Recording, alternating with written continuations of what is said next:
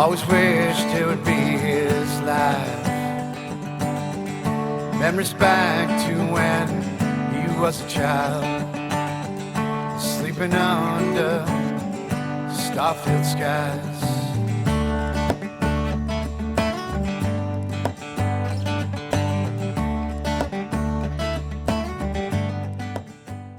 Hey guys, today I'm going to tackle a cooling project. We got to keep our beers cold on the boat, and we'll see if we get into I got a few other things I want to show you that I've learned since having the boat. So the first thing is, let's talk about the cooling project, or the refrigeration project, I guess you'd call it. So if you guys remember, when we bought the boat, this area here was going to be, this area right here where the door is, was going to be our second fridge. I've seen that done on other boats. I always like the idea, the look. If you're going to be away for 5 days or so, you know, those little fridges don't give you a lot of freezer space or, you know, room to begin with at all. So I was originally going to put a second fridge in there.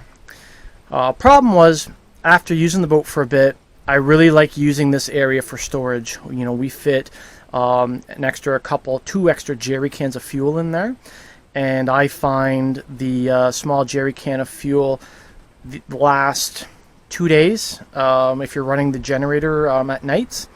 So if you are gone for a week or so, you're going to want to have, you know, your jerry cans of fuel in there. So anyways, so I thought I'm going to keep that as is. So then what are we going to do for cooling and refrigeration?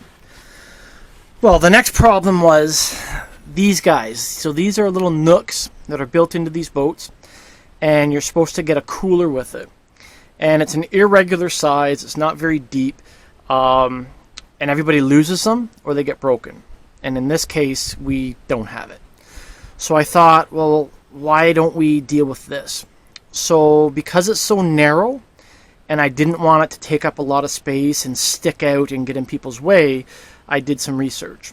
And what I came up with was an electric cooler. So here's the electric cooler I came up with. It's a Koolatron P20. It's a 12-volt compact electric cooler and warmer, but of course we're going to use it for cooling. It's 18 quarts or 17 liters. So really what that means in man terms is that holds 27 cans of beer. All right. So obviously, water, pop, beers, it should hold 27 cans. And they're only about $120 online at Walmart. So it's a pretty economical solution. And what you'll see here is, look how thin that is. These were designed to fit between captain's chairs in minivans and stuff. And they're perfect for this application. Handle, and then what I like is the cooler lid pops up like that. A lot of coolers, the lids just pop off completely, and it really wouldn't work well for this situation. Here you've got your fan, and down here you have your electrical hookup. So again, P20 holds 27 cans, nice and thin profile. And what that's going to allow us to do is install it in here. Okay. So now look at how nicely that fits in there. It hangs out a bit, but it sits in there really, really nice.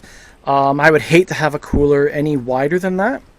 And if you're coming in, the door opens, the door doesn't hit it. And again, when you're coming in the boat, there's the profile of it right there. So it looks really nice. Okay.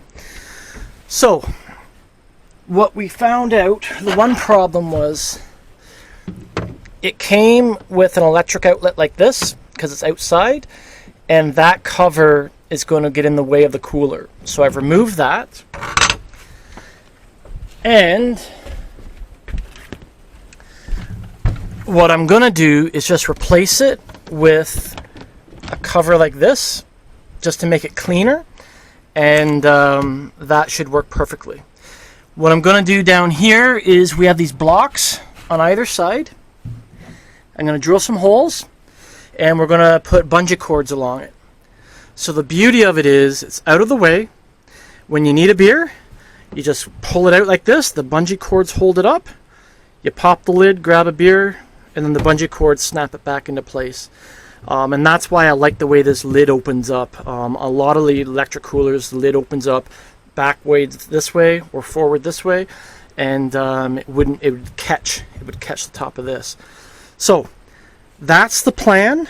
We're going to have to drill a hole in here and run the 12 volt connection to the battery, and I'll show you how this looks. So as you can see there, I've used the drill and I've cut a hole into the back of the compartment here, and that will be to put the 12 volt outlet in, and then I'll just run the wires into to connect them to the battery. So hate cutting holes in the boat, but this one is going to work out well, I think, or I hope. Okay, so just to finish up the electric cooler install here, as you can see, I've got the 12 volt receptacle put in place, and the wires run and are connected to the battery. We have a 21-inch bungee cord. I've fashioned some bump stops in there just to keep everything nice and tight when the cooler's in. And we have the plate on the electrical outlet. So here's the connector. Put that in. So now if you need a beer, you just pull it out. There you go. Grab your beer. Boom. Simple as that. So here you have the finished product. I think it's nice and clean. It's nice and compact. As you can see, it doesn't stick out that far. The original cooler stuck out way farther than this one. I think it's pretty clean, and we've used it before and it works great. It's not going to freeze things, but it's certainly going to keep drinks and stuff cool.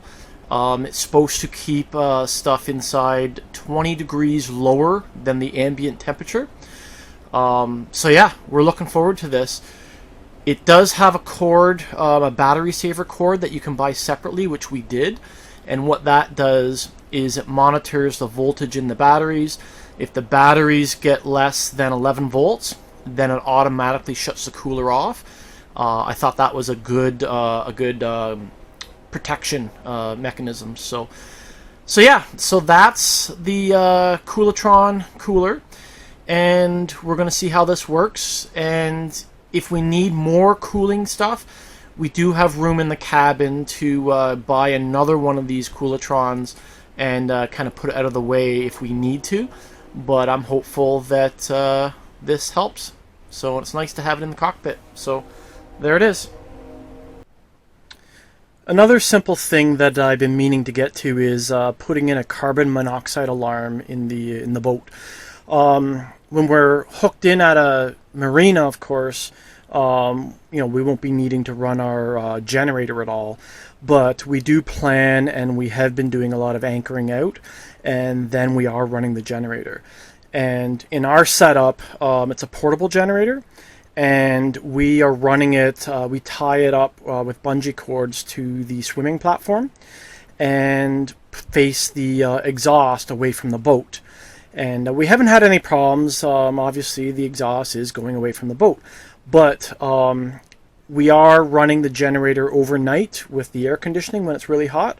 So I wanted to be extra cautious and put a carbon monoxide detector in the boat for added protection. I think for $50, you'd be foolish not to. And anyone that runs a generator should definitely have one. So our carbon monoxide detector is just a Kid Nighthawk, real simple. It can be mounted on the wall with hooks, or imagine you could just put some tape on there, like the adhesive tape. It's just battery operated, so it doesn't need electricity to run. But this cool about this is it can also just sit there. So I think for us, we're probably just going to put it somewhere like there. and we can move it around if need be, but now we're protected if there is any carbon monoxide gases getting into the cabin. So just a simple thing that I thought we should have been getting done before now. Our boat has air conditioning. It hasn't worked all the time, so it was excruciatingly hot. But the only reason it didn't work was I didn't know how to use the damn thing. So we've worked out the bugs, and it works awesome now. But of course, to use it, we need to run the generator, which can be a little bit annoying if you're anchored with a bunch of people. What we found is there are some times where you don't want to run the generator because you're in close proximity to other people, or simply it's not hot enough where you want to run the generator all night. So what we did was we found a few options that work really well, and just want to share them with you. So what I found with this whole boat project is Amazon is a godsend. It's so easy. You check stuff out, get reviews, and then you order the darn things. And this is a fan, $20. $20. It's adjustable. It sits like that on the counter. You also have a clip, so you can also clip it to a curtain, clip it to an edge, and it works perfectly. So again, for $20, it's lithium powered batteries, and you can see here, where are they? There they are. You have charging ports. So simply, you run this while you're out on the water. It doesn't take any battery power out of your boat, and then when your boat's running or your generator's running or you're plugged in at the dock, you can charge it right back up again. And again, for $20, you could have like 5 of these things, placed around your boat, and it works out really, really well. So we really like that. The kids love that for their bedroom. And then the other one I got was a little bit bigger. It's a 8-inch oscillating fan. It is 12 volt powered, so it does draw power from your battery bank, but it doesn't draw very much. I've used it all night, and there's been no issues. So it has a clip, as you can see, and it's not terribly loud, and it oscillates. You can also make it just sit straight, and that's nice for sleeping and when you're eating dinner and stuff. So again, $20 from Amazon, so you spend $100 or so, and you've got your boat cooled down without using your AC all the time. So just a few tricks that we really liked and helped us out. Thought we'd share.